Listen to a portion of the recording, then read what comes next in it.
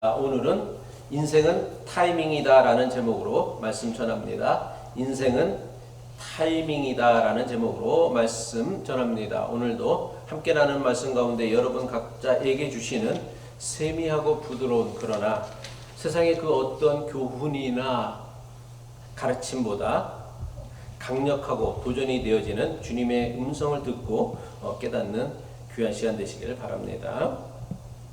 구약 성경의 가르침, 특별히 잠언의 가르침을 따르면 하나님을 잘 믿으며 부지런하게 사는 사람은 풍요로운 삶을 살 수 있다라고 성경은 반복하여 가르칩니다. 잠언 10장 4절이죠. 손을 게으르게 놀리는 자는 가난하게 되고 손이 부지런한 자는 부하게 되느니라. 잠언 12장 24절이죠. 부지런한 자의 손은 사람을 다스리게 되어도 게으른 자는 부림을 받느니라. 이런 비슷한 말씀들이 잠언서에 유독 많이 반복되어져 나타나고 있습니다. 그리고 게으른 자는 가난하게 되고 부지런한 자는 부하게 된다라는 이 교훈은 비단 교회에서만 통용되어지는 교훈은 아닙니다. 부지런한 사람은 부자로 살고 게으른 사람은 가난하게 살다는 것은 우리가 살고 있는 세상 전반에 걸쳐서 아주 오랜 세월에 걸쳐서 뿌리 깊이 박혀 있는 인생의 어쩌면 철칙과도 같이 여겨지는 원칙입니다. 그래서인지 한국 사회와 교회는 하면 된다라는 구호를 앞세우면서 모든 일이 사람의 노력 여하에 달려 있다라고 믿으며 살아가고 있고요. 또 신앙생활도 그렇게 합니다. 그래서 복음성가 보면 할 수 있다, 하면 된다, 해보자, 믿는 자에게 능치 못함이 없으리라. 물론 예수님께서 믿는 자에게 능치 못할 일이 없다라고 말씀하신 말씀이 있는데, 그 말씀의 의도는 우리가 열심히 모든 일을 하면 모든 일에서 다 내가 바라고 성취하는 것들 이룬 것이라고 말씀하신 것은 아닌데, 우리는 딱 그 절만 때부터 믿는 자에게 능치 못할 일이 없으니까 우리가 뭐든지 믿음으로 하기만 하면 다 된다라고 착각하는 경향들이 있어요. 그래서 너무나 많은 사람이요, 노력하면 안 되는 것이 없다며 달리는 말에 채찍질을 하듯이 열심히 사는 것을 인생 최대의 미덕으로 여기며 정말 열심히만 살아가고 있습니다. 그리고 많은 사람들이 자신의 노력 여하에 따라서 잘 살고 못 살고가 결정된다라고 믿으며 살아가요. 하지만 저는요, 모든 일에 하면 된다라는 삶의 방식으로 사는 것은요, 인생을요 매우 위험하게 만들 수 있으며 심지어 하나님과는 아무런 상관이 없는 사람으로 만들 가능성이 매우 크다라고 생각합니다. 하나님을 제대로 믿는 사람은요, 결코 모든 일을요 내가 열심히 하기만 하면은 다 된다는 식으로 믿지 않아요. 이렇게 믿는 사람들은 이미 자기가 하나님인 거야. 그리고 하나님은 자기가 하는 일을 도와주는 보조자에 지나지 않는 것입니다. 세상에는요, 노력해서 되는 일도 있지만 아무리 노력해도 안 되는 일이 있을까요, 없을까요? 그래요.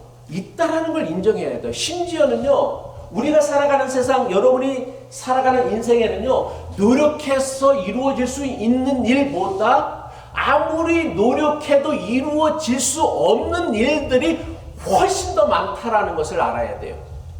근데 우리는 착각해. 내가 노력만 하면 다 될 수 있을 것이라 생각해요. 아니요, 그렇지 않아요. 노력한다고 해도 살도 못 빼잖아요. 다이어트도 못하고 있잖아. 근데 뭘 뭐 노력하면 다 돼. 노력을 안 해서 안 되는 거야? 안 되니까 노력해봐도 안 되니까 못 되는 거잖아요.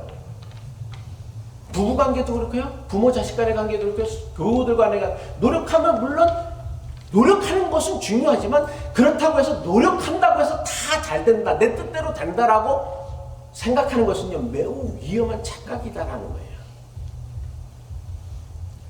전도서 3장은요. 인생사 모든 일이 열심히 하기만 하면 된다라는 주장에 정면으로 도전을 하고 있습니다. 인생은요. 사람이 노력하기 나름이 결코 아니다라고 이야기하고 있어요. 노력한다고 해서 모두가 다 부를 얻는 것이 아니라고 합니다. 부지런히 땀 흘리며 열심히 산다고 해서 모든 사람이 다 인생의 성공을 보장받는 것이 결코 아니다라고 얘기하고 있어요. 얼핏 보면은 전도자가 보는 세상은요, 대단히 삐딱해 보입니다. 도대체 전도자는 왜 이렇게 세상을 보는 것일까요? 왜 이렇게 생각하는 것일까요? 전도자가 본 세상 사이에는요, 모두 정해진 기한과 때가 있기 때문에 사람이 노력만 갖고서 그 일이 다 성취되어지고 이루어지지 않는다라는 것을 전도자가 깨달았다라는 거예요.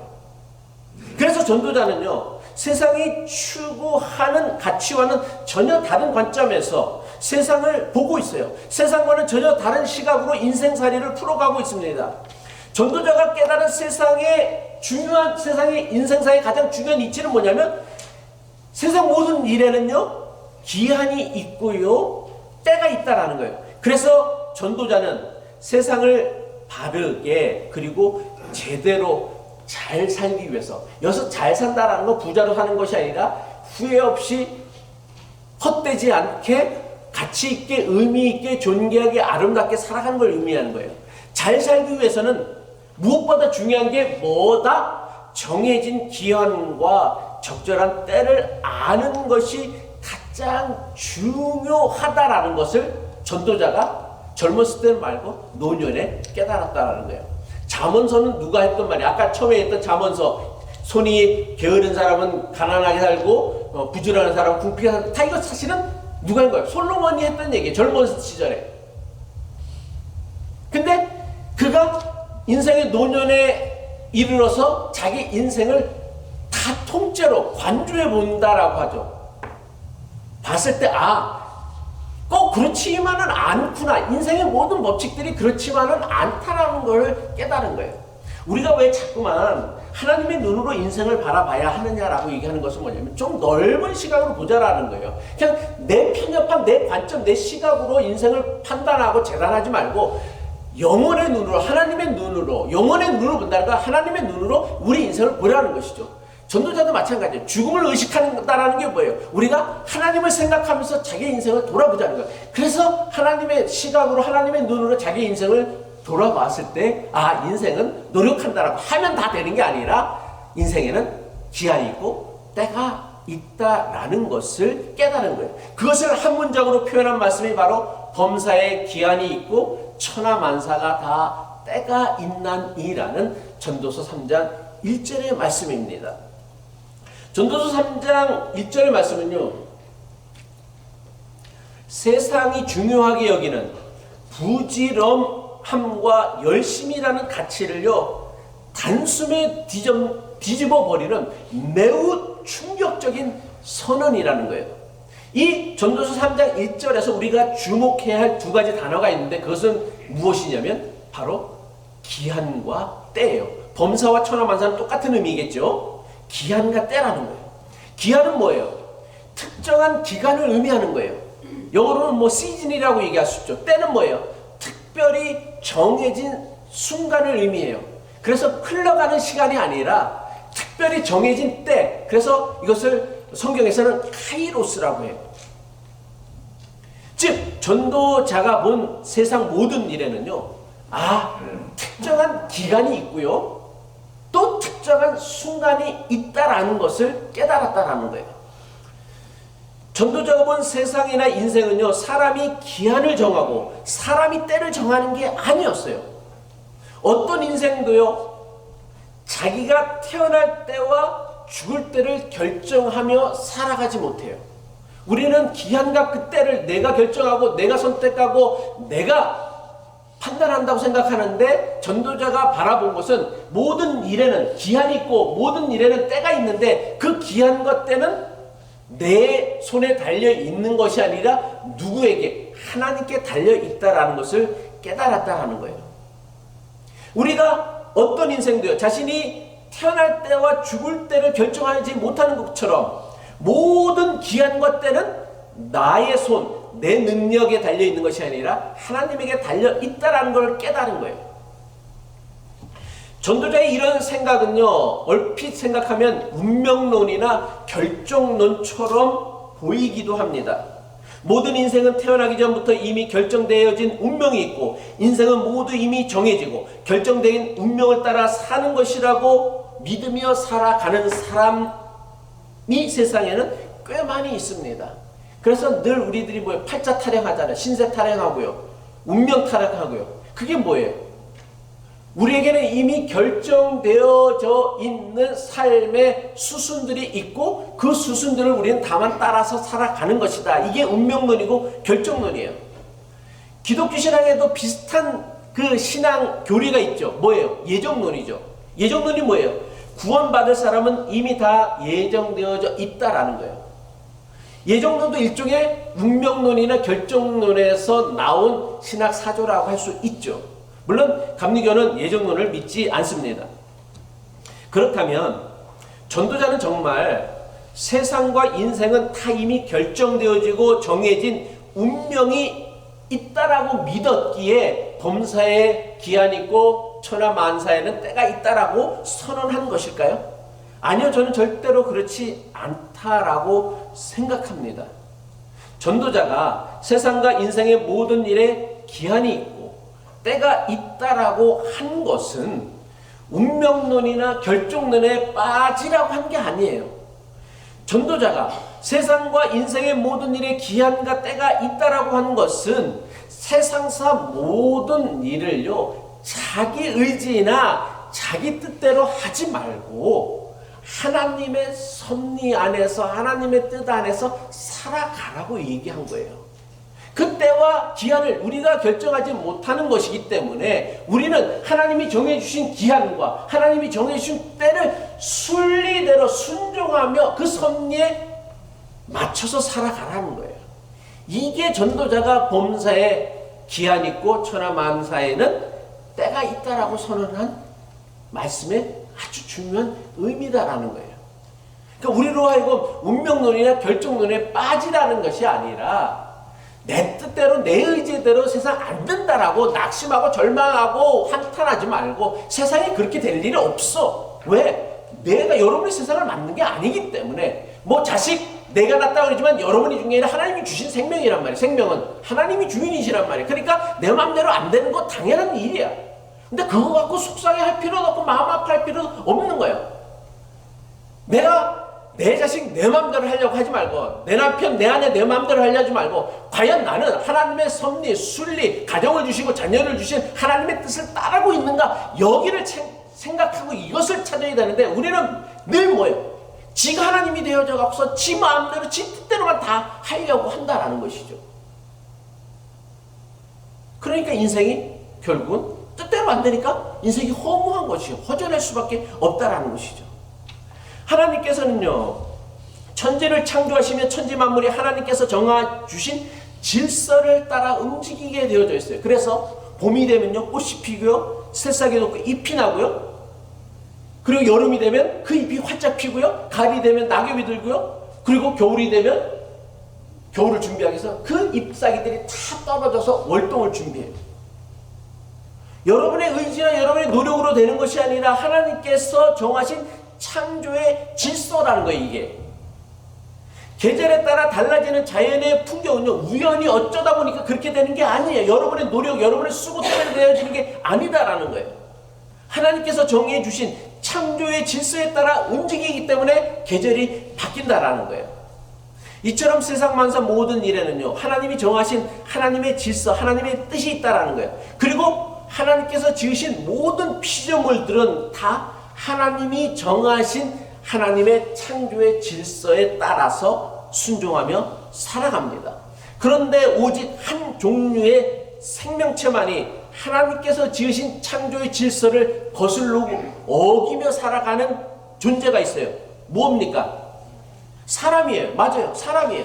하나님께서 창조하신 피조물 가운데 오직 사람만이 하나님을 떠나 스스로 하나님 없이 자신이 하나님이 되어져서 하나님 같이 살려고 한다라는 거예요. 이게 기독교 신앙에서 하고 있는 원죄란 말이에요. 원죄. 여러분이 뭐 대단한 흉악범을 졌기 때문에 여러분이 죄를 갖고 태어난다라는 게 아니라 우리는 태어나는 순간부터 뭐예요? 하나님과 분리되어져서 스스로 하나님과 같아지려고 한다라는 거예요. 그래서 늘 가정에서도 그렇고 모든 일에서도 그렇고 교회 일도 그렇고 마찬가지고 늘 자기 주장 자기 뜻대로 되는 것을 원하는 거예요. 그리고 안 되면 삐지고 속상해하고 화나고. 이게 다 우리가 갖고 있는 원죄란 말이에요. 원죄.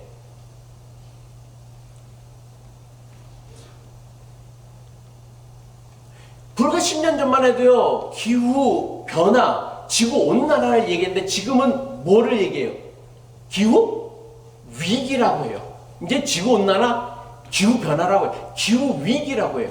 2040년까지 탄소 배출량을요, 지금 수준의 절반 이상으로 줄이지 않으면은 지구의 온도가 1도 이상을 상승한대요. 그렇게 되면요, 우리가 생각하는 것 이상으로 엄청난 재앙과 재난이 벌어지고 있다는 거예요. 지금도 세계 곳곳에서 기상이변들이 일어나서 엄청난 홍수라고 엄청난 자연재해가 생기는데 이게 뭐예요? 인간이 스스로 하나님이 되어져서 창조의 질서를 따르지 않으려고 스스로 자연을, 생명체를 난개발했기 때문에 벌어지는 일이다라는 것이죠. 여러분이 자식 낳고 키우는 건 물론 중요해요. 근데 그 자식이 잘 살려면은 2040년이래요. 그게 멀지 않은 거란 말이야. 그 자식이 이 세상에서 우리는 2040년까지 살는지는 모르겠지만은 자녀들은 2040년 넘게까지 살아야 될 거 아니에요. 그러려면 어떻게 해야 돼? 지구를 살리는 일, 지구의 환경을 보호하는 일에 신경 써야 되는 거예요. 이게 자식을 사랑하는 일이에요. 이것도요. 뭐 낳고서 뭐 돈만 빌려주면은 자식이 뭐 지구는 다 지구가 그들이 살아갈 지구 환경은 다 무너지고 여기저기서 온갖 쓰나미가 일어나고 해일이 일어나고 또 뭐 홍수가 나고 또 열대 강풍이 불고 빙하가 오고 그러는데 살아갈 수 있겠어요? 범사에 기한이 있고요. 천하만사에 다 때가 있다라는 전도자의 선언을요, 운명론이나 결정론으로 받아들이는 것은 전도자의 의도를 벗어나는 것입니다. 기독교는요, 결코 운명론이나 결정론을 이야기하고 있지 않아요.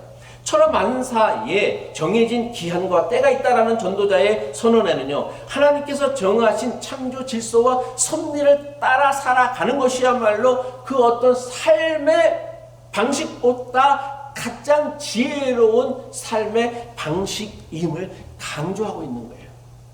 우리는 내 뜻대로 되었지만 인생이 행복하다고 생각하는데, 아니, 전도자는 그게 아니라 너희들 그렇게 하니까 인생이 불행한 거야. 인생이 헛된 거야.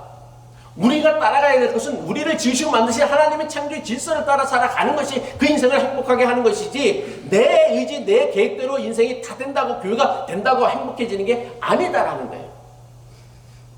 전도자는요, 천하만사에 다 때가 있다라고 선언하고는요, 총 몇 가지 때를 설명하고 있습니까? 몇 가지 때일 것 같아요? 전도자가 소개하고 있는 때가요. 28개. 어떻게 28개인지 아셨어요? 써 있어요? 어디에? 주보에? 맞아요. 주보를 미리 보신 분은 아실 거예요. 한 절마다 4때가 있어요. 근데 7절이 있단 말이야. 그러니까 4, 7, 28 하면 28때가 있어요. 전도자는 28가지 인생의 때에 대해서 언급하고 있습니다. 각 절마다 4가지의 때가 있고 4가지의 때가 7번 반복하여 총 28번의 때가 소개된 거예요. 물론 우리가 살아가는 세상에는요, 전도자가 언급한 이것 말고도요, 28가지 말고도 훨씬 더 많은 어떤 때와 시기, 기한들이 있을 거예요. 하지만 이 전도자가 말한 이 28가지 때는요, 세상과 인생에서 벌어지고 있는 모든 때와 모든 시기를 나타내는 메타포라고 할 수 있어요. 무슨 뜻이냐면 절마다 4번의 때가 반복되고 있잖아요. 한 절마다 4번의 때. 4번의 때라는 건 뭐예요? 유대 종교 문화에 있어서 4라는 숫자는 세상을 의미하는 거예요. 세상을 왜 4가 의미하냐면 동서남북 4방향이잖아요. 그러니까 동서남북 4방향이 뭐냐면 세상을 땅을 표시하는 지표란 말이에요. 그러니까 4는 세상을 의미하는 거고 7은 뭐를 의미하냐면 하나님의 창조가 총 며칠에 걸쳐서 안식하신 날까지 해서 7일에 걸쳐 이루어졌어요. 그래서 하나님의 창조가 7인 거예요. 그래서 4와 7이 곱하여진 28번의 때는 뭐냐면 세상과 인생사에서 벌어지는 모든 때와 시기를 상징적으로 나타내는 일종의 메타포라고 할 수 있는 거예요. 그러니까 여기 때에 없는 거는 그럼 우리는 그때는 내 마음대로 살아야 되는 데가 아니라 그 모든 때가 다 하나님의 기한이 있고 때가 있다라는 것을 언급하고 있는 매우 상징적인 말씀이라는 거예요. 전도자가 언급하고 있는 28가지 때 가운데 가장 먼저 언급하고 있는 게 뭐냐면 전도서 3장 2절 전반부죠. 날 때가 있고 죽을 때가 있으며 라고 얘기했어요. 전도자는요 범사에 기한이 있고 천하만사에 때가 있다라고 얘기하면서 가장 먼저 말한 게 뭐냐면 인생에는 날 때가 있고 죽을 때가 있다라는 거예요. 태어날 때와 죽을 때는 뭐를 의미해요? 삶의 시작과 끝을 의미해요. 사람에 따라 그 살아가는 연수에는 차이가 있겠지만 결국 모든 인간이 살 수 있는 기한은 정해져 있어요. 어디까지? 태어날 때부터 죽을 때까지가 하나님이 정하신 기한이란 말이에요. 삶의 기한이란 말이에요. 이 창조의 질서를 뛰어넘을 수 있는 사람은 세상에 아무도 없어요. 태어난 사람은 모두가 다 죽는다는 사실이에요.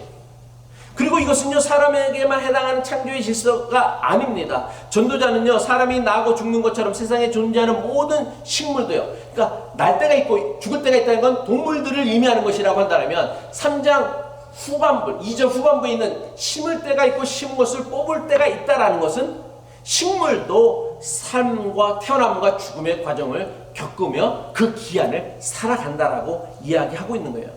전도자가 사람뿐만 아니라 식물의 나고 죽음에 대해서 한 쌍으로 묶어서 한 절에서 언급하고 있는 이유가 뭡니까? 세상을 살아가는 모든 생명체가 다 긴밀하게 연결되어져 있음을 강조하는 거란 말이에요.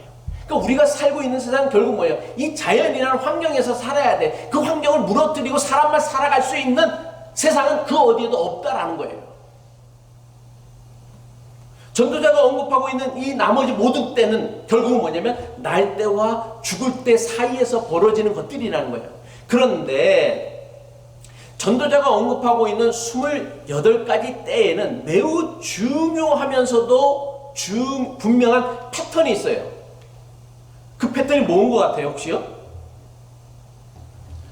태어날 때와 죽을 때, 심을 때와 뽑을 때, 죽일 때와 치료할 때, 헐 때와 세울 때, 울 때와 웃을 때, 슬퍼할 때와 춤출 때, 돌을 던질 때와 거둘 때, 안을 때와 멀리할 때, 찾을 때와 잃을 때, 지킬 때와 버릴 때, 찢은 것을 꿰맬 때, 또 꿰맨 것을 찢을 때, 찢을 때, 잠잠할 때와 말할 때, 사랑할 때와 미워할 때, 전쟁할 때와 평화할 때. 전도자가 언급하고 있는 28가지 때에는 아주 중요한 패턴이 있단 말이에요. 뭐예요? 반대되는. 응? 반대되는 거죠. 그렇죠. 맞아요. 사람의 기준으로 본다라면 긍정적인 것과 부정적인 것 또는 좋은 것과 나쁜 것들 또는 반대되는 것들이 한 쌍을 이루어서 언급되고 있고 그것이 패턴으로 분명하게 나타나고 있다는 거예요. 그렇다면 전도자는 왜 28가지 인생의 때에 대해서 언급하면서 긍정적인 것과 부정적인 것 또는 좋은 것과 나쁜 것 또는 반대되는 것을요 한 쌍으로 엮어서 소개하고 있는 이유가 뭘까요? 이것이 우리에게 주는 영적인 도전 메시지는 무엇일까? 이것이 바로 전도자가 인생을 살면서 깨달은 인생에 대한 매우 중요한 창조의 질서이며 하나님의 섭리였던 거예요. 그러니까 전도자가 지켜본 인생사에는요 뭐냐면 항상 좋은 일만 계속되는 것도 아니고 반대로 인생에는 나쁜 일만 연속되어지는 것도 아니다라는 사실이었어요. 물론 정도의 차이는 있겠지만 모든 인생에는요 좋을 때가 있으면 또 어려울 때가 있고 기쁠 때가 있으면 또 슬플 때가 함께 어우러져 공존하는 것이 바로 인생사였다라는 거예요. 그리고 이것은요, 사람의 손에 달린 문제가 아니라 하나님께서 정하신 세상의 질서이며 섭니다라는 거예요. 따라서 범사에 기한이 있고 천하만사의 때가 있다라는 것은 우리가 상반되는 것처럼 여기는 두 때를 우리 인생살이 안에 함께 어우러져 공존하도록 하나님께서 정하셨다라는 것을 의미하는 거란 말이에요. 마치요 동전의 양면처럼 인생사에는요, 좋은 것들과 나쁜 것들이 어우러져 있고요, 우리가 생각하는 좋은 일에도 항상 다 좋은 것만 아니야. 그 좋은 일에는 항상 나쁜 점도 항상 같이 있어요. 또 우리 인생에서 우리가 나쁜 일이라고 생각하는데 그 나쁜 일에는 항상 그게 다 나쁜 것만이 아니라 그 나쁜 일 때문에 우리가 이전보다 더 나은 사람이 되어줄 수 있는 좋은 점도 있다라는 것을 의미하는 거란 말이에요. 이게 전도자가 발견했던 하나님의 매우 중요한 인생에 대한 섭리다라는 거예요. 아마도 우리 대부분요, 인생을 살면서 내 인생에 좋은 일만 일어나기를 바랍니다. 돈 많이 벌고 하는 일마다 잘 되어서 세상에서 성공하고 높아지고 유명해지고 건강하게 살기를 바랍니다. 우리 인생에 늘 햇빛만 들기를 바랍니다. 물론 이런 기대와 바람을 가지는 것 자체가 저는 잘못된 것이라고 생각하지는 않습니다. 뭐 그런 기대 갖고 살아갈 수 있지. 하지만 이것이 결코 인생을 살아가는 바른 태도라고는 말할 수 없어요. 그럴 수는 있지만 그걸 바른 태도라고는 말할 수는 없다라는 거예요. 아랍 속담에 이런 말이 있습니다. 언제나 햇빛만 비치면 사막이 된다. 중동 땅이 왜 사막이 되어졌어요? 거기는 1년 360일 주구장창? 물론 비도 가끔 와요. 한두 번씩은요. 우기도 있어요. 근데 대부분 1년 360일 대부분이 뭐예요? 햇빛만 비치는 거. 우리 시애틀 사람들은 햇빛만 비치면 막 난리 나죠. 미친 사람 같이 막 햇빛 쬐려고 막 길거리 나오고 막 여행하고 막 또 저기 피크닉 가고 그러잖아요. 근데 그 좋다는 햇빛이 360을 1년 내내 주구장창 계속되어지면 그 땅은 뭐가 된다? 사막이 된다라는 거예요. 물론 반대도 마찬가지겠죠. 주야장창 비만 내리며 해는 조금도 비치지 않는다면 사람이 살기 힘든 늪지가 되고 말 거예요. 우리가 살고 있는 시애틀, 이게 올림픽 내셔널 파크이라고 하는데, 이렇게 아름다운 자연, 미국 시애틀이 우리가 사는 워싱턴이 미국 최고의 자연이라고 하는데, 이 시애틀 땅에 미국 최고의 자연이 되어줄 수 있었던 게 뭐예요? 1년에 반은 비가 오고 반은 햇빛이 비치기 때문이란 말이에요. 햇빛만 비쳤으면요, 시애틀 땅도 사막이 되고 말았을 거예요. 만약 1년 내내 비만 왔으면 사람이 살기 힘든 늪지가 되어주고 말았을 거란 말이에요. 무슨 얘기를 하려고 하느냐면, 하나님께서는 왜 우리 삶에 울 때와 웃을 때가 함께 어우러지게 하셨을까? 하나님은 왜 우리 인생에 슬퍼할 때와 춤출 때를 다 겪으며 살게 하셨을까? 한번 생각해 보라는 거예요. 만약 매일같이 웃으며 살기만 한다면 그게 정말 기쁜 삶일까요? 매일같이 춤출 일만 있다면 그게 정말 즐겁게 사는 것일까요? 아니요. 저는 절대 그렇지 않다라고 생각합니다. 여러분이 기쁨을 누릴 수 있는 것은 뭐를 알기 때문에 기쁨을 하는 거예요? 슬픔을 알기 때문에 기쁨을 하는 거란 말이에요. 슬픔을 모르면, 경험하지 않으면 내 인생에 그 어떤 일도 기쁨이 되어줄 수 없어요. 그냥 벌어지는 일인 것이지. 여러분, 쾌락이라는 게 뭐예요? 내 몸이 좋아지는 거란 말이에요. 근데 쾌락이라는 것을 우리는 어떻게 하기 때문에 알 수 있는 거예요? 고통을 알기 때문에 쾌락을 아는 거란 말이에요. 마찬가지예요. 기쁠 때와 슬플 때, 사랑할 때와 미워할 때, 보람과 후회가 우리 삶에 골고루 있기 때문에 우리 인생이 성숙해질 수 있는 것이며, 우리가 비로소 인간의 품격을 갖추게 되어지는 거예요. 저는 무연히 이해할 때 인간의 품격을 가지고 살아라 라는 얘기를 들었는데 참 마음에 와닿았어요. 인간이 좀 품격을 가지고 살아야지. 그러려면 어떻게 해야 돼? 우리 인생에 기쁘고 슬플 때, 웃을 때와 울 때, 이것들이 어우러질 때만 그 사람은 인간다운 사람이 되어줄 수 있고 인간의 품격을 가진 사람이 되어줄 수 있는 거예요. 말씀을 마칩니다. 전도자의 고백처럼 범사에는 기한이 있고요, 천하만사에는 때가 있음을 우리가 알아야 됩니다. 그래서 지금이 어느 때인 줄 알고 때에 걸맞는 삶을 살아가야 한다는 거예요. 태어날 때를 정해놓고 태어난 사람 아무도 없습니다. 마찬가지로 죽을 때를 정해놓고 그때 맞춰 죽는 사람 아무도 없다라는 거예요. 이것은 모두 우리에게 속한 것이 아니라 오직 하나님께 속한 거예요. 이거를 한마디로 요약한다면 인생은 타이밍이라는 거예요. 인생에는 타이밍이 중요하고 타이밍에 적합한 삶을 살아가는 것이 인간다운 삶을 살아가는 매우 중요한 영적인 비결이다라는 거예요. 많은 자식들이요, 부모님 떠나가시고 이러고 나면 그때 가서 후회하면서 울면서 내가 살아계실 때 부모님에게 잘하지, 그딴 후회를 왜 하냐고. 살아있을 때 잘하면 되지. 근데 살아있을 때 잘하는 인간들은 없어. 그리고 꼭 후회하려고 그래. 왜? 인생은 타이밍이라는 걸 놓치기 때문에. 여러분, 자식도요, 사람도요, 자식 사람도 타이밍이에요. 자식을 막 사랑할 때가 있고요, 돈을 벌 때가 있는 거예요.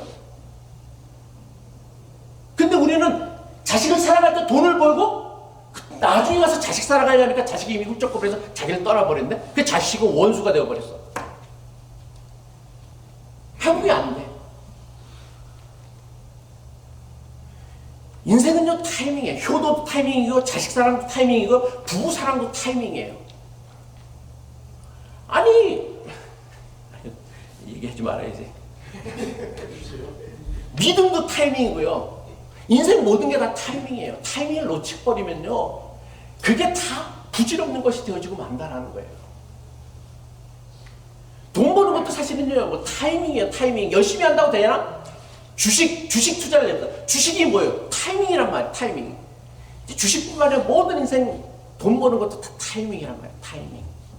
열심히 한다고만 되는 게 아니야. 그 타이밍을 찾고 발견한. 근데 제가 얘기하는 건 돈을 얘기하는 게 아니라 인생의 타이밍을 찾으라는 것이지. 헛되고 헛된 해벨과 같은 인생을 살지 않는 영적인 비밀이 뭐냐면, 때를 알고요, 때를 따라 때에 순종하며 살아가는 거예요. 인생을 살아가는 여러분의 수고가 헛되지 않기를 원한다면요, 지금이 무엇을 할 때인가를 여러분들이 아는 게 중요해요.